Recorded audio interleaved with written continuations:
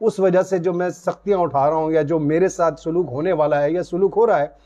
جو مجھے سزا دی جا رہی ہے، جو میرے ساتھ جو ایک حساب کتاب کیا جا رہا ہے جس پر میں جواب دے نہیں پا رہا ہوں۔ السلام علیکم۔ مولا متقیان مولا امام علی علیہ السلام نہج البلاغہ کی حکمت 429 میں فرماتے ہیں، قیامت کے دن سب سے بڑی حسرت اس شخص کی ہوگی جس نے اللہ کی نافرمانی کر کے مال حاصل کیا ہو، اور اس کا وارث وہ شخص ہوا ہو جس نے اسے اللہ کی اطاعت میں صرف کیا ہو، کہ یہ تو اس مال کی وجہ سے جنت میں داخل ہوا اور پہلا اس کی وجہ سے جہنم میں گیا۔ آپ علیہ السلام فرماتے ہیں کہ ایسا شخص کہ جس نے اپنی زندگی میں مال جمع کیا ہو، ہر طرح کے جائز ناجائز طریقے، سیدھے الٹے ہر کام کیے ہوں، اس نے بہت سا مال بنایا اور اس دنیا سے چلا گیا ہو،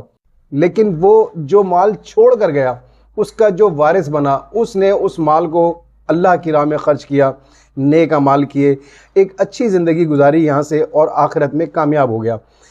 جب وہ شخص دیکھے گا کہ اس کے چھوڑے ہوئے مال کی وراثت جس کو ملی وہ وارث کامیاب ہو گیا، لیکن میں یہاں پر حساب بھگت رہا ہوں کیونکہ میں نے جو مال جمع کیا تھا وہ ناجائز طریقے سے جمع کیا تھا، دوسروں کی حق تلفیاں کی تھیں، اس وجہ سے جو میں سختیاں اٹھا رہا ہوں یا جو میرے ساتھ سلوک ہونے والا ہے یا سلوک ہو رہا ہے،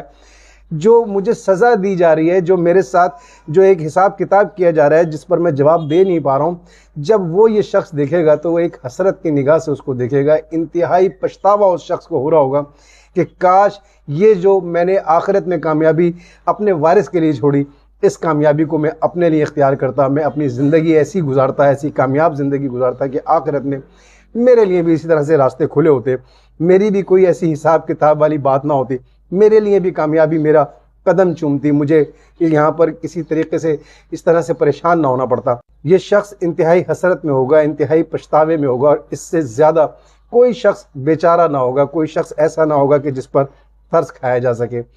کاش اگر یہ بات آج ہمیں سمجھ میں آ جائے تو ہم اپنا مال صرف اور صرف حلال راستوں سے اختیار کریں، کسی کا حق نہ ماریں، کسی کو دھوکہ نہ دیں، کسی کو فریب نہ کریں، کہیں جھوٹ بول کر کسی کے ساتھ کوئی اس کا نقصان پہنچاتے ہوئے فائدہ حاصل نہ کریں جو ہمارے لیے آخرت میں ہمارے لیے کوئی مصیبت کا باعث بن سکے۔ ہمیں اپنی آخرت کو سوچتے ہوئے، دیکھتے ہوئے، وہاں کے فائدے کو